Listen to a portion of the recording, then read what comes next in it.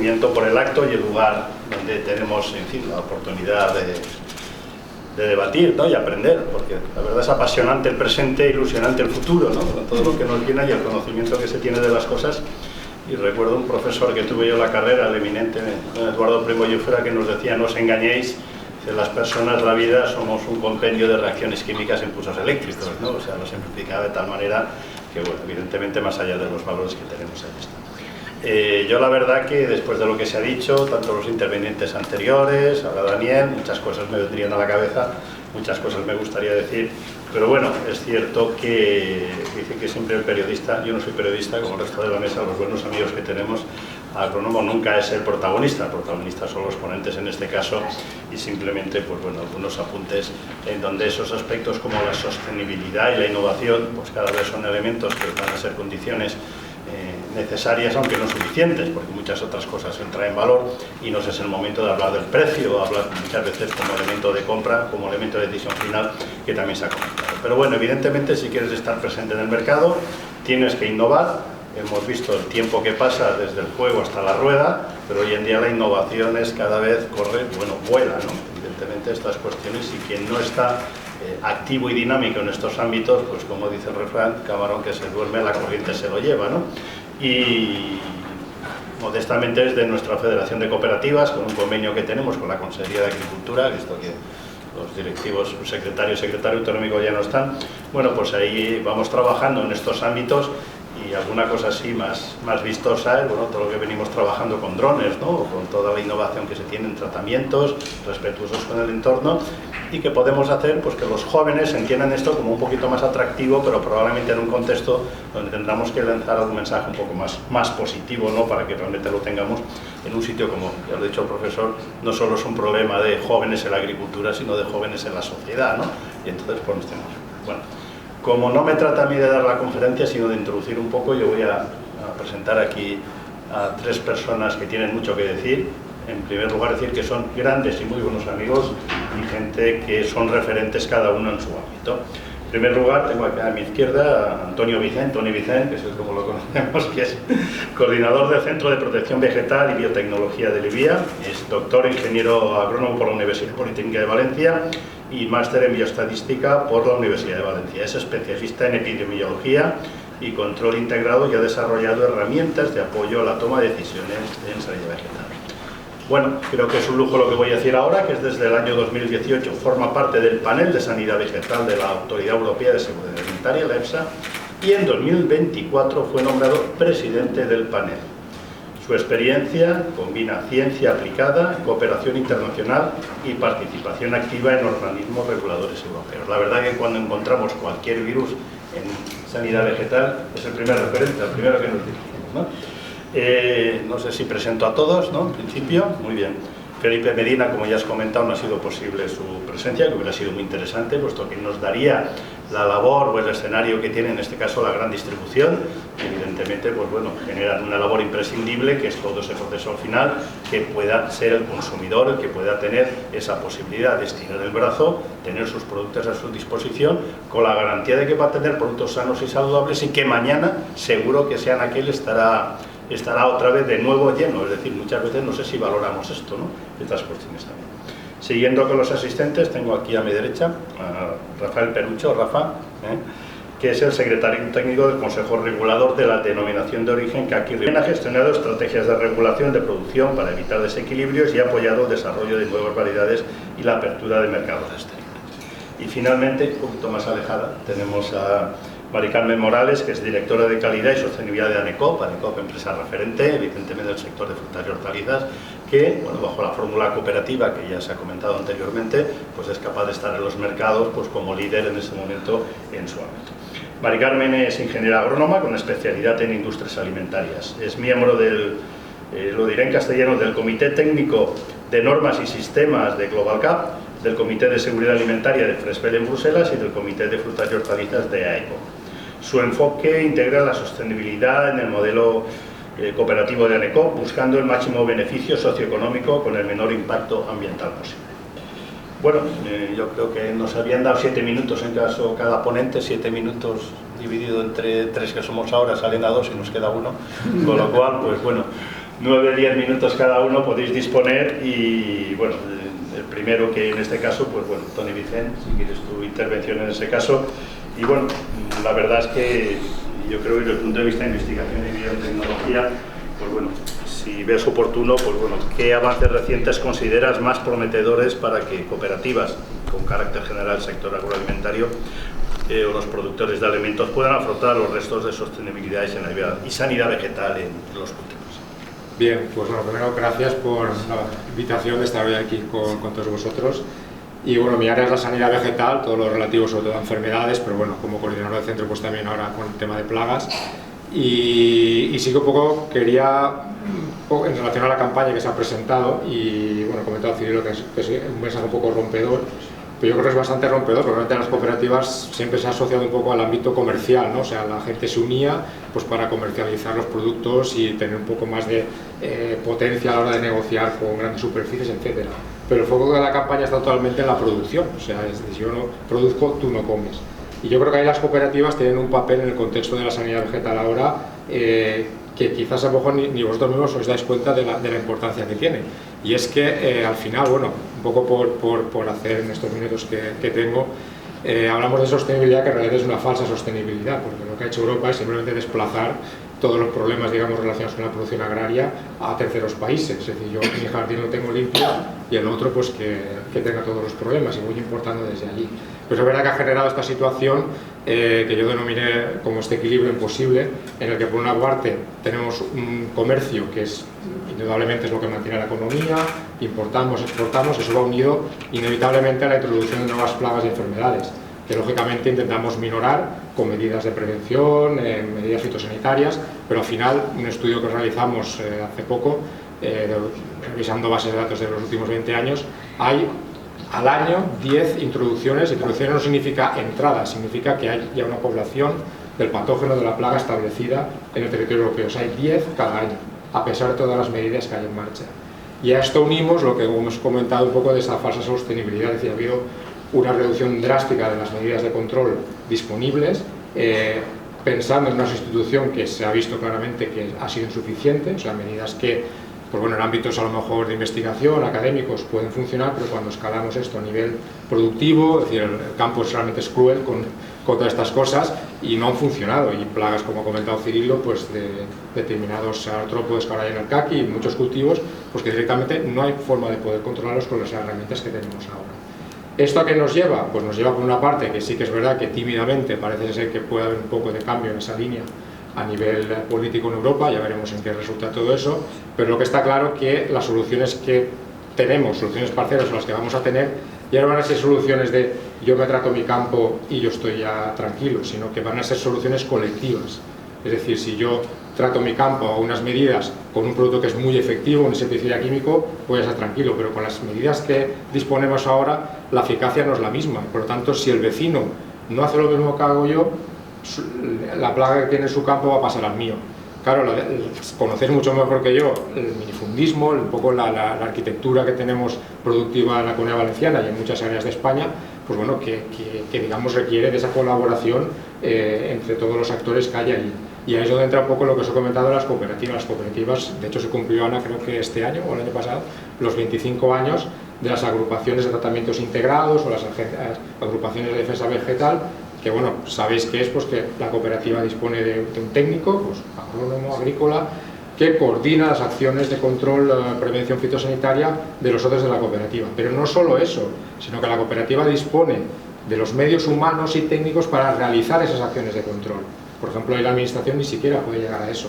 Se ha visto un poco ahora también con el tema de la dana, es decir, muchas veces las cooperativas han sido mucho más ágiles en la gestión de los problemas que ha generado la dana que la propia administración, porque ya disponen de esa estructura humana y técnica. Entonces, un poco es lo que yo veo de cara al futuro, y perdonad que me enrolle un poco con todo esto, a donde quería llegar, es que esa estructura que quizá nos parece algo un poco del pasado, ¿no? Ese técnico ahí en la oficina, eso está evolucionando y tiene que evolucionar. Ese técnico va a tener que conocer muchas de estas herramientas que nos ha presentado hoy el profesor Daniel Ramón, va a tener que tener digamos, mucha más precisión en su trabajo, tiene que saber identificar mucho mejor los problemas fitosanitarios porque van a ser nuevos, son problemas que no conocíamos hasta ahora, plagas que van a entrar, y yo creo que un poco, pues bueno, ese proceso es algo que el sector cooperativo, igual que estáis potenciando estas cosas, también se tiene que potenciar, es decir, que haya una fase de modernización de toda esa estructura, digamos, de protección y prevención fitosanitaria que ya tenéis.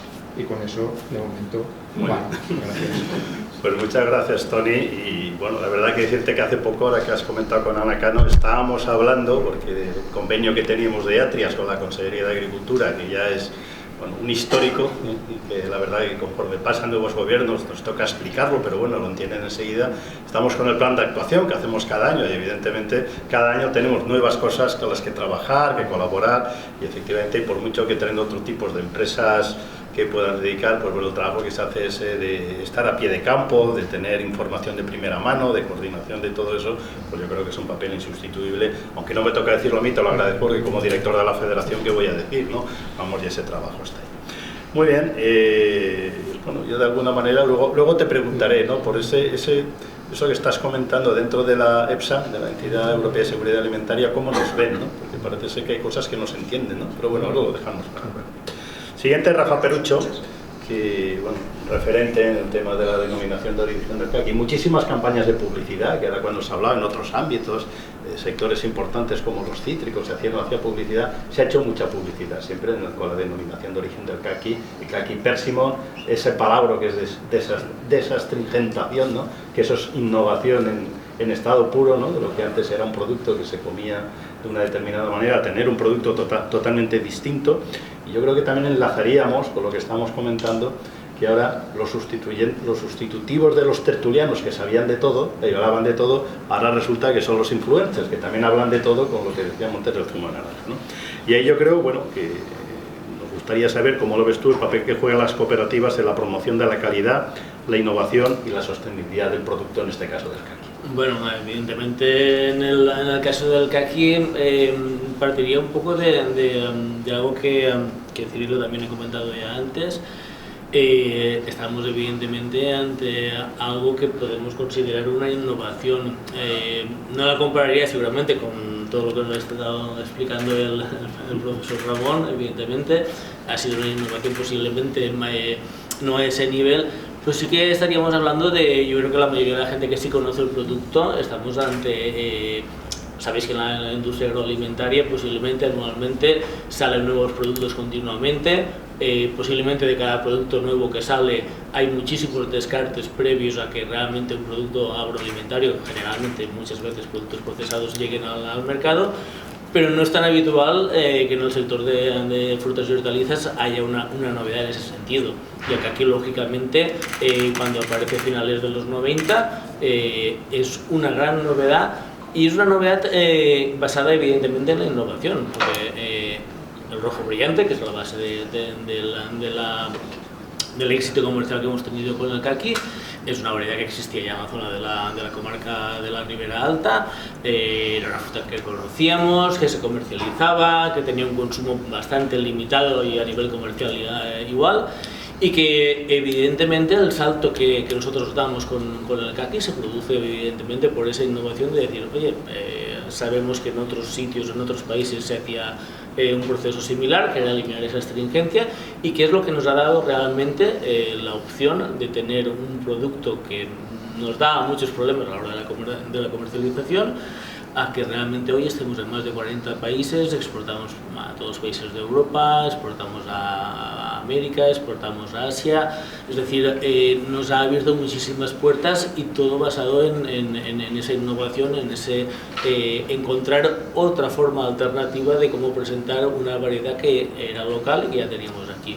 A finales de los 90, pues bueno, el sector cooperativo, ¿cómo enlaza todo esto con el sector cooperativo? Pues que bueno, el sector cooperativo a finales de los 90, de la mano también con el IBIA, que se empieza a plantear cómo podemos introducir ese caqui cambiando esa forma de consumo, y evidentemente yo lo haría sin ningún género de dudas de que es un proyecto absolutamente cooperativo, en el sentido de que es algo que se promueve desde las cooperativas de la Ribera. Son las cooperativas las que ven la posibilidad y ven que ahí hay un camino para una fruta que hasta ese momento es bastante desconocida, y que realmente de la mano de Libia, cuando se empieza a hacer esos trabajos para introducir la nueva forma de consumo, nos abre muchísimas puertas, y ahí evidentemente con los más de 25 años que llevamos ya desde que se empezó con todo esto, ha sido una apuesta clara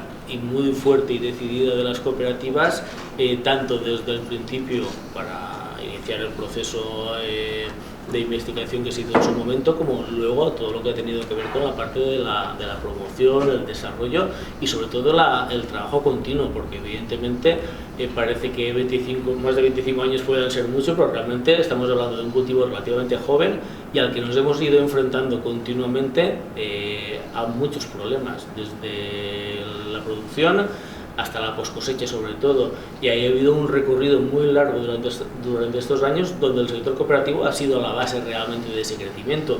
Luego, evidentemente, como suele pasar muchas veces, cuando hay un éxito comercial se suelen sumar al carro muchos otros operadores, mucha otra gente del sector, pero yo creo que de alguna forma, es decir, se puede ver también que en estos últimos años, por ejemplo, donde posiblemente cuando empezamos se preveía, y de hecho se ha producido un crecimiento enorme en estos 25 años en cuanto al cultivo, como esperábamos unas previsiones, había unas previsiones de cosecha enormes que planteaban incluso producciones de a lo mejor de 600 millones de kilos solo en España.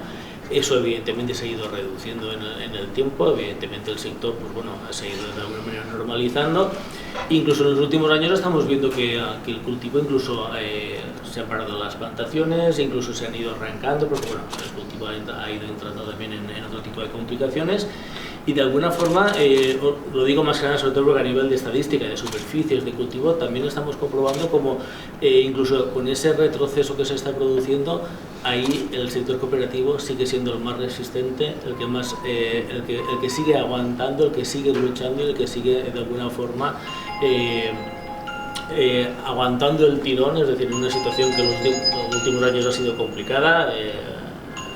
Tony estaba comentando antes también que en los últimos años estamos teniendo algunos problemas importantes y serios, por ejemplo, a nivel de control de plagas, y en ese sentido, pues bueno, hay que recalcar también el papel de las cooperativas en ese sentido, en el que se nota y se percibe cómo de alguna forma están siendo capaces de resistir de alguna forma mejor el tirón, por decirlo de una forma más coloquial. Muy bien, gracias. Luego, si acaso, te preguntaré cómo se ha conseguido que se identifique el producto con la marca, ¿no? En muchos ámbitos sabéis que en lugar de pedir el producto se pide la marca, se identifica, y en este caso Persimmon ya ha conseguido que, es decir, muchas veces estamos esperando que llegue el Persimmon, ¿verdad? Es decir, que eso yo creo que es un éxito de la gestión y del trabajo que se ha venido realizando. Bueno, la última, que no dicen que siempre es ANECOP, la cual evidentemente es la referente y persona importante. ¿Qué estrategias están resultando más eficaces para integrar la sostenibilidad en toda la cadena de valor de las cooperativas asociadas? Si se puede medir este impacto, ¿cómo se puede medir? Bueno, podríamos hablar muchísimo rato, pero bueno, la estrategia pasa por darle un enfoque a la sostenibilidad que considere tanto la parte económica, la social, la gobernanza y obviamente sin olvidar la medioambiental, no solo centrarnos en la medioambiental. Tenemos que medir, somos una estructura muy compleja. ANECOP es una cooperativa de cooperativas con 63 socios, la mayoría de ellos cooperativas, y detrás hay más de 20.000 agricultores. ¿Cómo lo trasladas a toda esa estructura, este concepto tan casi abstracto, diría yo, aunque tiene muchas patas, tiene muchos conceptos, cómo trasladas estos conceptos abstractos a nuestra cadena de valor, ¿no? Pues nosotros empezamos a desarrollar hace 2 años un proyecto muy interesante que lo hemos llamado Observatorio de Sostenibilidad de ANECOP, para establecer un marco común para medir la sostenibilidad exactamente igual en todos nuestros socios, porque tenemos la obligación, la estructura de ANECOP tiene la obligación, o ANECOP por tamaño de empresa tiene la obligación de saber qué hace su cadena de valor y poderlo adaptar a la realidad de nuestras cooperativas de base y de los agricultores, teniendo en cuenta, como os decía, todos los aspectos, todas las patas. En el tema medioambiental somos parte del problema y parte de la solución, todos absolutamente, los agricultores obviamente, pero también tenemos que medir los otros aspectos para precisamente poner en valor el trabajo que se hace a nivel económico, a nivel territorio, etcétera, etcétera. Si solo nos centramos en una parte, minusvaloramos, que es lo que hemos estado haciendo hasta ahora en realidad.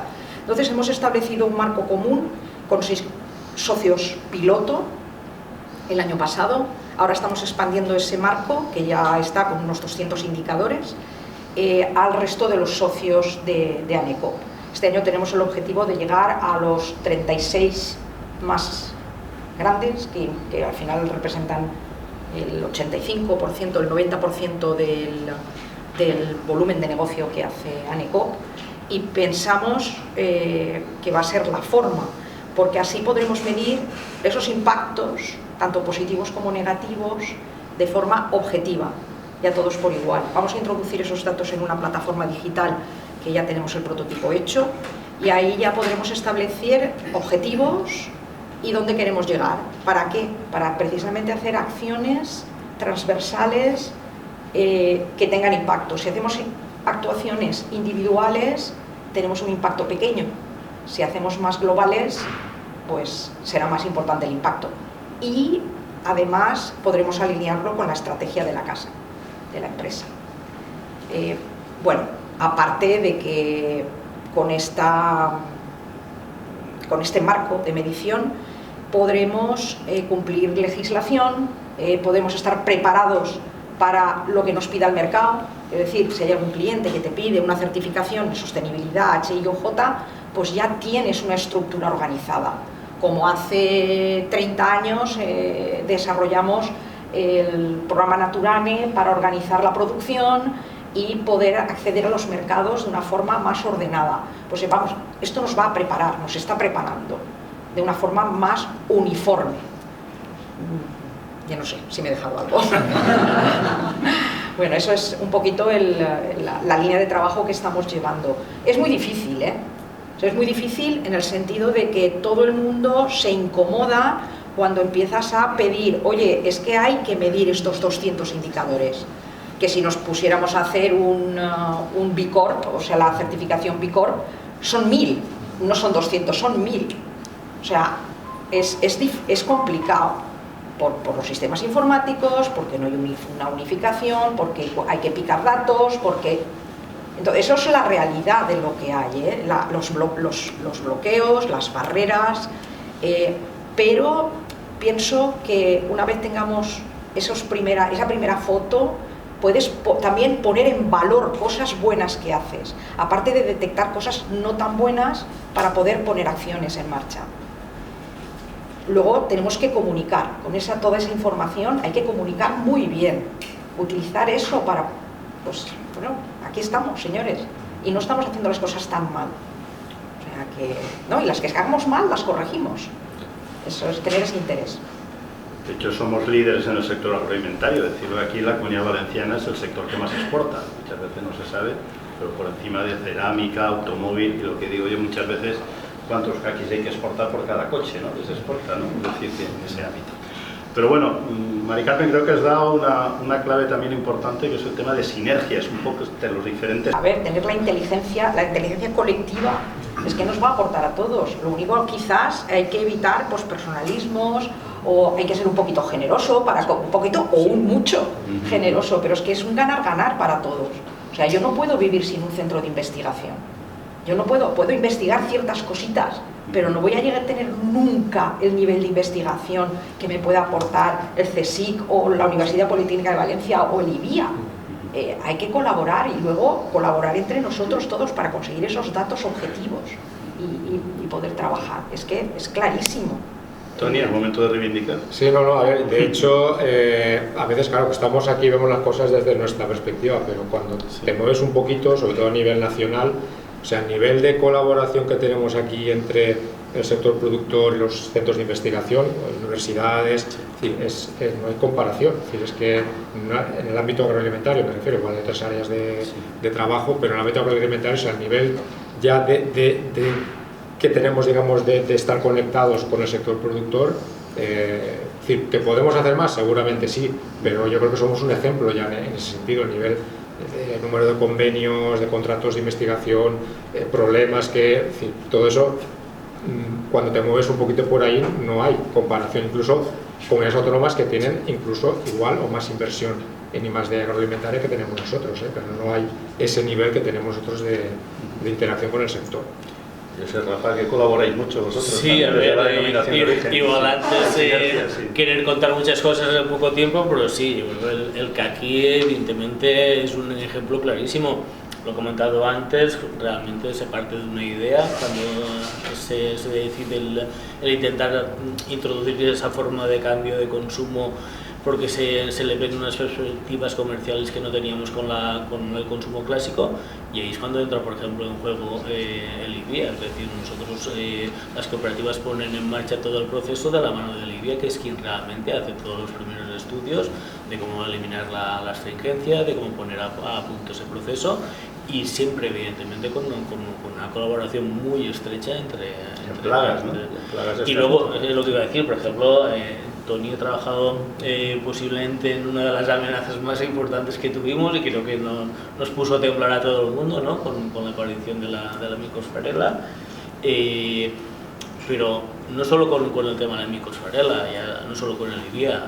Yo en todos los años que llevo trabajando hemos trabajado muchísimo con el IBIA, hemos trabajado muchísimo con la Politécnica de Valencia, lo hemos hecho también mucho con sanidad vegetal, desgraciadamente en los últimos años, porque la verdad es que no estamos teniendo muchísimos problemas, y evidentemente que existe una colaboración muy estrecha, y como decían tanto Mari Carmen como Tony, pues la verdad es que yo creo que en ese sentido siempre nos hemos sentido muy respaldados, y sobre todo, evidentemente no puedes desaprovechar el conocimiento y el capital humano que nos ofrecen, porque nosotros no somos capaces de llegar hoy por hoy a ese punto. No somos grandes multinacionales, no somos, por ejemplo, cuando comentaba antes, por ejemplo, en el caso de Nestlé, ¿no? No tenemos esa capacidad, pero afortunadamente pues tenemos a toda esta gente que hace un trabajo estupendo. Tony, ahora acordaban de ti una pregunta que tenemos todos curiosidad. Tú ahora eres una persona que tiene su lugar de privilegio de la Entidad Europea de Seguridad Alimentaria. A ver, lo han comentado en la presentación, vemos como cada vez nos llegan, tenéis un estudio del IBIA, cada vez nos llegan más plagas, cada vez tenemos menos productos fitosanitarios con que tratar, vemos que desde el sector se está reivindicando el tema de la reciprocidad o las cláusulas espejo para que al menos en el mismo mercado tengamos todas las mismas reglas de juego, pero es que a veces eso, dentro de este escenario, y se supone que es un escenario científico, parece que tampoco hay unanimidad muchísimas veces, ¿no? ¿Qué pasa para que la ciencia, o hay otros elementos además que juegan aparte de la ciencia? No, yo creo que... Y tú eres científico, eso es lo que quiero decir. Desde luego la ciencia siempre se basa un poco en cuestionar las cosas, ¿no? Sí. Pero realmente un poco por poner en contexto, lo que hace EFSA, que es la Autoridad Europea de Seguridad Alimentaria, es proporcionar asesoramiento científico, fundamentalmente a la Comisión Europea, también al Parlamento o a los Estados miembros que lo soliciten, en todas las áreas de la cadena alimentaria. Yo concretamente estoy en el panel de sanidad vegetal, o sea que trabajamos todo el tema de plagas y enfermedades de cuarentena. El hecho de que EFSA haga un informe relativo a una plaga o a una serie de cuestiones no quiere decir que eso se materialice en una legislación. Y voy a poner un caso fuera de mi área, y que se ha introducido muy bien ya el profesor Daniel Ramón, es el tema de los organismos modificados genéticamente. Todos los informes de EFSA claramente indican que no hay ningún problema ni para el consumidor ni para el medio ambiente. Sin embargo, nos encontramos con una situación política ya, yo creo que endémica, en la que hay una barrera frente a eso, porque al final, pues bueno, socialmente ha habido estas campañas de desinformación que se han comentado también anteriormente, y este mensaje pues ha sido permeable en la sociedad como que eso es malo, entonces eso yo no lo quiero. Y además, como vivo en una sociedad que me puedo permitir el lujo de no querer eso, porque sigo en una sociedad del primer mundo y tengo otros recursos y tal, esa es la situación. Pero ya digo que no, yo creo que no es tanto una discusión científica, que puede haberla también, no digo que no hayan científicos que difieran en algunas cosas, pero es más un poco la diferencia que hay entre el ámbito científico y el ámbito normativo legislativo, que al final es una decisión política. Que nosotros los informes que hace EFSA en el ámbito de sanidad vegetal se envían al SCOPAF, que es el comité permanente relativo a la sanidad vegetal, donde están representados todos los Estados miembros, y ahí se vota y se decide. Entonces, si hay, por ejemplo, lo que haces tu referencia, importaciones del hemisferio sur que pueden venir con plagas, etcétera, Pues bueno, al final eso a quién va a afectar, sobre todo a los países mediterráneos, que somos minoría en el contexto geopolítico europeo. Sin embargo, un país del norte a lo mejor puede preferir tener una importación más barata de fruta, de naranjas del hemisferio sur, y bueno, como él no cultiva cítricos, pues las plagas y enfermedades le dan igual. Y esa es la realidad, no es una cuestión del bien común ni nada, o sea, siguen prevaleciendo intereses nacionales. Pero bueno, también está lo que he comentado muchas veces, que yo creo que sectorialmente, y vuelvo un poco al tema de que realmente somos un ejemplo en el sentido de la unión entre el sector, la administración y la parte científica, en el que bueno, se han conseguido cosas, es decir, el tratamiento en frío, que es ahora obligatorio para la importación de fruta de Sudáfrica, para el tema de Taumatotibia, que es un insecto que es barrenador de la fruta. Eso era impensable hace unos años. Pues bueno, ha habido una parte científica que hemos hecho nosotros, pero también ha habido una parte sectorial y ha habido una parte política. Que se ha conseguido la renovación. Y ahora, claro, entonces todo eso ha hecho que esa normativa primero se implementara y se mantenga en el tiempo. Si tenemos solo la ciencia y no hay ese lobby político ni ese lobby sectorial, pues por sí sola la ciencia, y el caso de los GMOs es un ejemplo paradigmático, no va a la ciencia. Y ahora casi una pregunta doble, ¿no? Porque estáis con la promoción, comercialización, Mari Carmen está sobre todo temas de sostenibilidad, pero sí, como vemos, y tú nos podrías hablar largo y tendido de todas las exigencias en cuestión de sostenibilidad, en cuestión de seguridad alimentaria que estamos teniendo en toda la producción europea. Vamos a un mercado donde vemos que luego nos vienen de otros países cuestiones donde estamos viendo sistemáticamente niveles del MR que se están superando, y entonces, pues bueno, esas cuestiones que vienen ocurriendo. Os digo que cómo lo veis vosotros en ese ámbito, cuando lo ha dicho Tony, un poco la clave, cuando parece que el precio es un poco el factor ya limitante en muchísimas cosas, donde consumidor y ciudadano, que tienen intereses diversos, a veces son la misma persona, ¿no? Yo no sé si voy a ser políticamente incorrecta o qué. A ver, yo lo veo en el fondo como una oportunidad. A ver, es muy difícil y la situación de las plagas es muy complicada, y la pena es que reduzcan las herramientas sin tener soluciones ya desarrolladas. Eso va a misa, así de claro. Pero da igual, somos resilientes, hay formas de trabajar y hay formas de continuar y de conseguir superar todos los problemas que nos vengan. El mercado es el que es, el precio es el que es, y no lo vamos a poder cambiar. ¿Podemos ser más competitivos? Ahí es donde hay que trabajar. O sea, hay estrategias técnicas para poder conseguir lo que el mercado quiere de esas exigencias de bajadas del MR, etcétera, etcétera, que algunas son absurdas, y también hay que trabajar para culturizar al que tenemos enfrente, a esas mentes pensantes que no entienden el problema de la producción, incluso de tener esas exigencias por debajo de lo que marca la legislación, que también puede provocar resistencias, etcétera, etcétera. Podemos estar hablando horas de eso. Pero hay técnicas, hay formas de hacerlo. Joder, no, perdón. No nos enroquemos, no nos enroquemos en el que es injusto. Trabajemos para solucionarlo y para ocupar ese mercado. Que no vengan los de fuera a ocuparlo. Evidentemente, si tú no tienes producción, va a venir el de fuera cuando tiene producción, porque son solapes de campañas, pero cuando tengamos producción, seamos mejores. Es que podemos ser mejores. ¿Algo que decir? No, la verdad sí, totalmente de acuerdo con lo que está explicando Mari Carmen, evidentemente. Nosotros a otro nivel, lógicamente, cuando hacemos también, porque el caso del caqui es un poco especial en el sentido de que hemos tenido que hacer también mucho trabajo de dar a conocer algo que no era conocido, ¿no? Evidentemente. Pero yo creo que sí, que lo que dice Mari Carmen, es decir, hay que dejar de lamentarse. Evidentemente nosotros estamos en Europa, tenemos una serie de normativas, hay que acatarlas una vez más, y hay que trabajar para hacer las cosas lo mejor posible. Nosotros, evidentemente, por ejemplo, a nivel de comunicación, a lo mejor es un ejemplo un poco tonto, ¿no? Pero para que os deis un poco os hagáis una idea un poco de por dónde vamos, ¿no? Es decir, trabajas para dar a conocer el producto, para dar a conocer las características, para explicarle a la gente, oye, para muchos consumidores, sobre todo en la gran mayoría de países europeos donde no se conocía, Nosotros cuando empezamos, por ejemplo, a hacer campañas de promoción, sobre todo con la Unión Europea, pues no tienes evidentemente una serie de legislación que regula qué puedes decir, qué no puedes decir, por ejemplo con AESAN, que tienes también que pasar determinados mensajes publicitarios y demás. Nosotros hace ya años, por ejemplo, elaboramos una mentira. Lo que hicimos es un convenio con la Facultad de Farmacia de la Complutense de Madrid, pues bueno, evidentemente para hacer un estudio nutricional y conocer exactamente qué es lo que teníamos en Alcaquí que podíamos comunicar.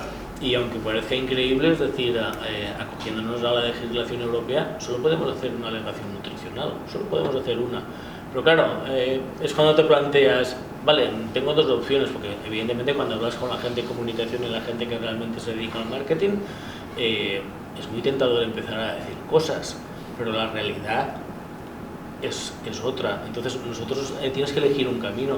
Nosotros hemos elegido siempre el camino de contar lo que se puede contar y lo que realmente es razonable y se puede justificar y demostrar, porque si no al final también tienes el peligro de caer en hacer lo mismo que todo el mundo, ¿no? Es decir, cuando tú escuchas que se hacía el comentario, ¿no?, de influencers y demás, es muy sencillo decir cualquier cosa y por el motivo que sea, pues la gente no se aporquea, suele dar crédito a ese tipo de cosas y no a gente que tiene mucho que decir, como un profesor, que es gente que realmente sabe de lo que habla y a la que hay que escuchar. Entonces, pues bueno, es un ejemplo de cómo nosotros nos adaptamos y nos adaptamos a las normas del juego y creemos que, bueno, posiblemente a lo mejor hoy intentar competir con lealtad es más difícil que de otras maneras, pero creo que es nuestra responsabilidad hacerlo de esa manera.